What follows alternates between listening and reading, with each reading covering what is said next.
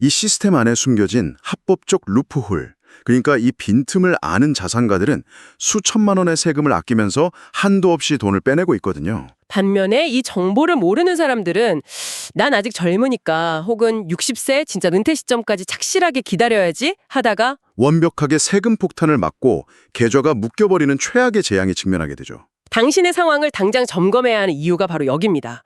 이 거대한 금융게임에서 가장 큰 패배자가 누구일까요? 바로 퇴직금을 IRP 계좌에 고스란히 넣어두고 난 60세 진짜 은퇴할 때까지 단 한 푼도 건드리지 않을 거야 라고 굳게 믿는 아주 순진한 분들입니다. 반대로 가장 큰 승리자는요. 55세가 되자마자 아주 특정한 행동을 딱 취해서 법적인 수령 연차를 미리 꽉꽉 채워든 사람들이죠.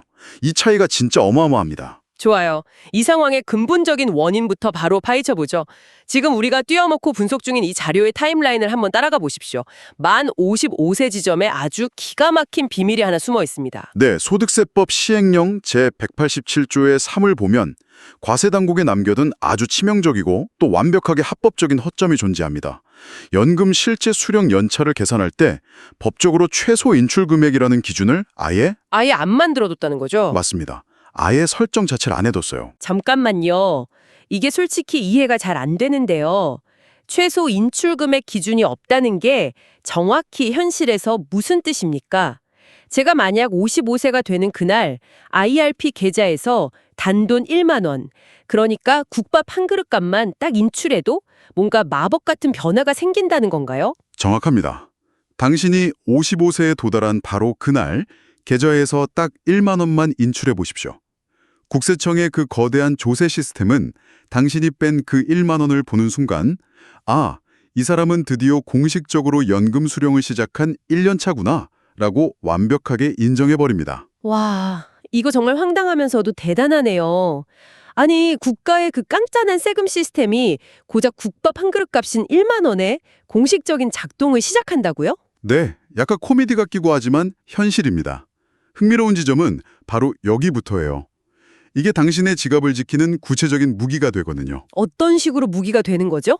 당장 생활비가 필요한 것도 아닌데요. 당장 돈이 한 푼도 필요 없더라도 55세부터 59세까지 매년 딱 1만 원씩만 빼는 이른바 더미 인출, 가짜 인출, 세팅을 당장 걸어두셔야 한다는 뜻입니다. 1만 원씩 가짜로 빼는 그 기간 동안 나의 법적인 절세 시계는 짝깍짝깍 정상적으로 돌아간다는 거군요. 그렇죠. 이 방송을 듣는 분들 중에 아니 그래도 내 소중한 퇴직금 원금이 깎이는 거 아니야? 라고 걱정하실 분들도 분명히 있을 텐데요. 네, 한국 사람들도 원금 손실에 엄청 민감하잖아요. 전혀 걱정할 필요가 없는 게 계좌에 2억 원이 들어있다고 한번 가정해보죠. 연 5% 수익률만 내도 매년 1,000만 원이 불어납니다. 여기서 고작 1만 원이 빠져나가는 건 당신의 실질적인 복리 운용에 흠집조차 내지 못해요. 거의 먼지 한 톨 빠져나가는 수준이네요. 게다가 이 1만 원은 과세되지 않은 원금이나 퇴직금 원금에서 아주 미미하게 빠져나가기 때문에 세금 타격도 사실상 제로입니다. 하지만 당신의 법적 연차는 1년, 2년 확실하게 쌓이는 절세의 치트키가 되는 겁니다. 그럼 이 1만 원짜리 치트키가 진짜 목돈이 필요한 65세 시점에 도대체 얼마나 소름 돋는 결과를 만들어내는지 구체적인 숫자로 한번 쪼개보죠. 2명의 은퇴자가 있다고 쳐보겠습니다. 네, 비교해보면 아주 극명해집니다. 둘 다 평생 열심히 일해서 모은 퇴직금이 3억 원이고 원래 내야 할 퇴직소득세율은 10%, 즉 3천만 원이라고 가정을 딱 해볼게요. 좋습니다. 먼저 승리자, 이 자료에 나오는 케이스 A의 상황을 보죠. 방금 우리가 말한 대로 55세부터 1만 원씩 매년 성실하게 꼼수를 부린 사람입니다. 더미 인출을 세팅한 사람이군요. 네, 이 사람이 진짜 목돈이 필요한 65세가 되었을 때 국세청 기록상 이 사람은 이미 수령 11년 차에 도달해 있습니다. 11년 차의 마법이 뭔지 아십니까? 퇴직소득세의 무려 40%가 감면됩니다. 와, 원래 내야 할 세금의 60%만 내면 된다는 뜻이네요. 맞습니다. 65세에 1억 원을 시원하게 빼면 세금은 원래 내야 할 1,000만 원이 아니라 600만 원으로 끝나는 거예요. 400만 원을 그냥 번 거죠. 그럼 반대로 패배자, 케이스 B를 보시죠. 난 60세에 진짜 은퇴했으니까 딱 이때부터 정직하게 뺄래 라면서 늦게 시작한 사람입니다. 이 사람은 65세가 되어도 시스템상 겨우 수령 6년 차에 불과하잖아요. 그렇죠. 10년이 안 넘었기 때문에 세금 감면율은 30%에 그칩니다. 아까 케이스 A랑 똑같이 1억 원을 인출해도 세금을 700만 원이나 내야 하죠. 가만히 앉아서 그저 1만 원 인출 버튼 하나를 55세에 누르지 않았다는 이유만으로 1,000만 원을 허공에 날린 거네요. 억울해서 잠도 안 오겠는데요? 근데 그 1,000만 원은 단지 시작에 불과합니다. 진짜 무서운 건 세금 액수 차이가 아니에요. 연금 수령 한도라는 아주 무거운 족쇄가 풀리느냐 마느냐, 이 생존의 차이입니다. 수령 한도요. 자료를 보니까 한도를 계산하는 국세청의 수학 공식이 막 적혀 있긴 한데 너무 복잡하더라고요. 이걸 어떻게 직관적으로 이해해야 당장 우리 계좌에 적용할 수 있을까요? 복잡한 수학 공식은 그냥 잊어버리십시오. 연금 수령 한도를 매년 크기가 조금씩 커지는 하나의 파이로 상상해 보세요. 국세청은 이 파이의 크기를 결정할 때 10일이라는 숫자에서 당신의 연금 수령 연차를 뺍니다. 11 마이너스 수령 연차. 그럼 만약 당신이 1만 원 꼼수로 이미 11년 차에 도달했다면 11 빼기 11은 0이 되죠. 세금 계산에서 이 분모 숫자가 0이 된다는 건 한도라는 댐이 완전히 무너졌다는 걸 의미합니다. 11년 차 이후부터는 수령 한도 자체가 아예 완전히 폐지된다는 뜻이군요. 바로 그겁니다. 당신은 세금 감면은 40% 최대치로 전부 받아내면서 페널티 성격의 기타 소득세 16.5%는 단 한 푼도 내지 않고 수억 원의 자산을 한 번에 뽑아 쓸 수 있습니다. 완벽한 재무적 자유가 주어지는 거죠. 반대로 60세에 늦게 시작한 사람은요. 65세에 갑자기 병원비나 자녀 결혼 자금으로 큰 돈이 필요해서 한도를 초과해서 확 인출을 벌이면 어떻게 됩니까? 그 순간 여태 쌓아온 감면 혜택이 즉시 다 날아갑니다. 한도를 넘긴 금액에 대해서는 원래 내야 할 퍼센트 생세금을 다 토해내거나 심지어 16.5%라는 징벌적인 세금 폭탄을 맞게 됩니다. 여러분, 여기서 끝이 아니에요. 정부가 세금 징수와 혜택의 룰을 아주 빠른 속도로 바꾸고 있습니다. 맞습니다. 아주 큰 변화가 오고 있죠. 제가 2025년하고 2026년 핵심 세법 개정안 자료를 쭉 보다가 진짜 눈을 의심한 부분이 있어요. 연금 수령 기간이 엄청 길어지면 혜택을 파격적으로 더 주겠다는 내용이 있던데 이게 정확히 뭡니까? 지금 정부에서 연금 수령 21년 차 이상, 그러니까 초장기 수령자가 되면 퇴직 소득세를 무려 50% 반값으로 깎아주는 방안을 준비 중입니다. 세상에 50% 반값 세일이요? 그럼 만약 당신이 55세에 1만 원 인출 버튼을 누르지 않았다면 남들은 75세 세금 반값 혜택을 누리며 돈을 펑펑 쓸 때 당신은 80세, 85세가 될 때까지 그 혜택을 5년에서 10년 늦게 받으며 억울하게 세금을 꽉꽉 채워도 더 내야 한다는 거네요? 그렇습니다. 시간은 절대 기다려주지 않죠. 또 하나 반드시 짚고 넘어가야 할 속보가 종신연금 단일세율 적용입니다.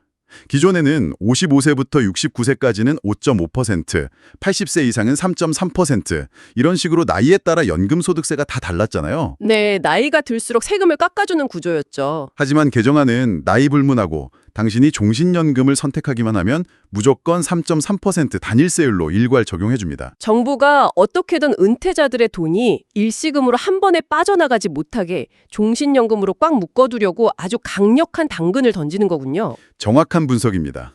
은퇴자 세부담 완화라는 명분 뒤에 숨은 유인책이죠. 그런데 개정안 중에 글로벌 투자자들의 눈이 번쩍 띌 만한 내용도 있더라고요. 해외 펀드 이중과세 해결 문제인데 솔직히 이 크레딧 방식이라는 용어가 일반인들에겐 너무 어렵습니다. 이게 도대체 어떻게 우리 돈을 아껴준다는 건가요? 아주 중요한 포인트입니다.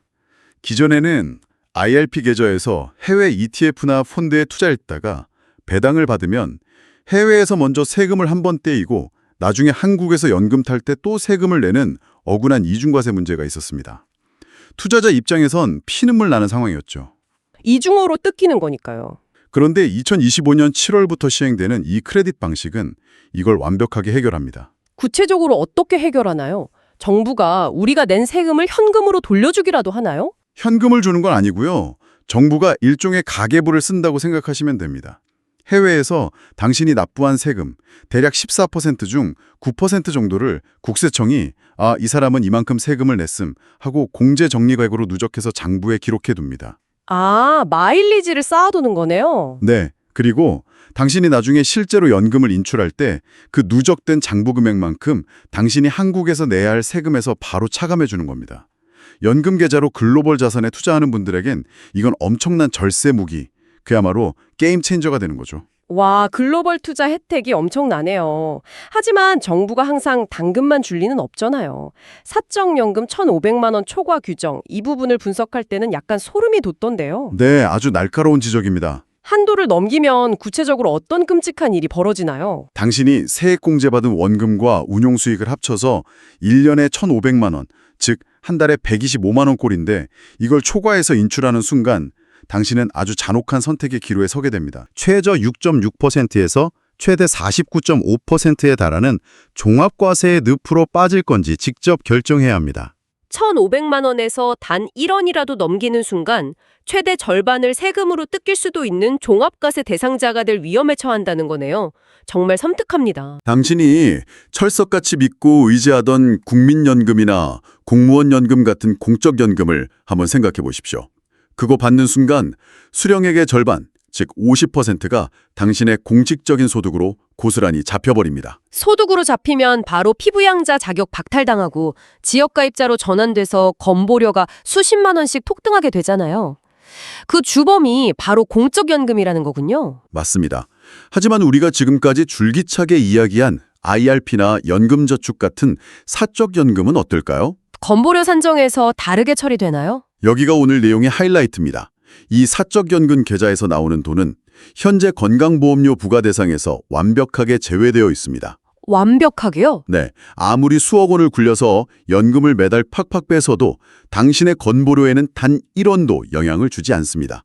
당신의 소중한 피부양자 자격을 지켜내는 궁극의 방패막이가 바로 이 사적연금인 셈이죠. 그렇다면 이 모든 절세 혜택과 건보료 방어막을 지키기 위해서 우리가 절대로 하면 안 되는 치명적 재무실수 하나를 확실하게 경고해 주시죠. 제가 자료를 꼼꼼히 보니까 계좌 섞기, 믹싱을 극도로 조심하라고 경고되어 있던데 이게 왜 그렇게 위험한 건가요? 이 부분은 제가 아무리 강조해도 지나치지 않습니다. 방송 들으시는 분들 이거 하나 명심하세요. 절대 기존의 연말정산용으로 세액공제 꼬박꼬박 받던 IRP 계좌에 당신의 목돈인 퇴직금을 한데 같이 들이붓지 마십시오. 같은 IRP 계좌인데 같이 넣으면 관리가 편한 거 아닌가요? 왜 합치면 안 되죠? 연금을 인출할 때는 법적으로 정해진 아주 무자비하고 엄격한 순서가 있기 때문입니다. 1순위로 과세되지 않은 원금이 빠져나가고 2순위로 퇴직금 원금이 빠지고 마지막 3순위로 운용수익이 빠져나갑니다. 순서가 명확하게 정해져 있다는 건 알겠는데 두 돈이 한 계좌에 섞여 있으면 구체적으로 어떤 치명적인 문제가 생기나요? 인출 계산이 완벽하게 꼬여버립니다. 당신이 매달 돈을 뺄 때 내가 지금 2순위인 퇴직금을 빼서 30% 세금 감면을 안전하게 받고 있는 상황인지 아니면 3순위인 운용수익을 빼고 있어서 아까 말한 그 무시무시한 1,500만 원 한도에 걸려 16.5% 세금을 맞을 위기인지 스스로 통제할 수가 없게 됩니다. 아, 절세 혜택을 온전히 받는 돈과 세금 폭탄의 뇌관이 되는 돈이 한 바구니에 섞여서 언제 터질지 모르는 시한폭탄이 되어버리는 거군요. 그럼 여기서 유일한 생존법은 뭡니까? 당장 퇴직금 수령 전용 IRP 계좌를 완전히 별도로 새로 하나 개설하십시오. 기존 세액공제용 계좌와 철저하게 분리해서 퇴직금의 수령 한도와 세율만 단독으로 관리해야 합니다. 명심하십시오. 섞이는 순간 지옥이 열리는 거네요. 맞습니다. 두 계좌를 분리해두면 나중에 정말 필요할 때 언제든 합칠 수는 있지만 한번 섞인 계좌에서 엉켜버린 세금을 다시 예전으로 풀어내는 건 거의 불가능에 가깝습니다. 완벽하게 정리가 싹 되네요. 자, 여러분. 당신의 은퇴 자산은 그냥 가만히 둔다고 지켜지는 게 절대 아닙니다. 만 55세라는 임계점에서의 단돈 1만 원 인출이라는 이 아주 작고 가벼운 액션 하나가 10년 뒤 당신의 퇴직소득세 40%를 증발시키고 수령 한도의 족쇄를 완전히 끊어내며 20년 뒤에는 50% 반값 세금의 VIP 티켓을 당신 손에 쥐어줍니다. 맞습니다. 이 룰을 활용하는 사람만이 자본을 지킵니다. 이 딥다이브가 끝나는 즉시 지금 당장 스마트폰을 들고 당신의 증권사나 은행 앱을 여십시오. 당신 나이가 만 55세가 넘었는데도 아직 연 1만 원 인출 버튼을 누르지 않았다면 당신은 지금 이 순간에도 길거리에 수천만 원을 그냥 버리고 있는 셈입니다. 마지막으로 이 방송을 들은 당신의 등골을 서늘하게 할 그리고 반드시 스스로 진지하게 고민해봐야 할 도발적인 질문을 하나 던지겠습니다. 어떤 질문이죠? 지금 당장은 법의 허점을 타서 단돈 1만 원 인출이라는 틈새로 수령 연차를 꼼수로 쌓는 게 가능하죠. 하지만 지금 국가의 세수 부족 상태를 보십시오. 과세 당국이 바보가 아닙니다. 언젠가 이 구멍을 막을 거라는 뜻이군요. 어느 날 갑자기 정부가 세수 확보를 위해 세법 시행령을 단 한 줄 고쳐서 연금 수령 인정 최소 인출 규정, 연 100만 원 신설 혹은 1000만 원 신설 이런 식의 강력한 허들을 만들어버린다면 어떨까요? 끔찍하네요.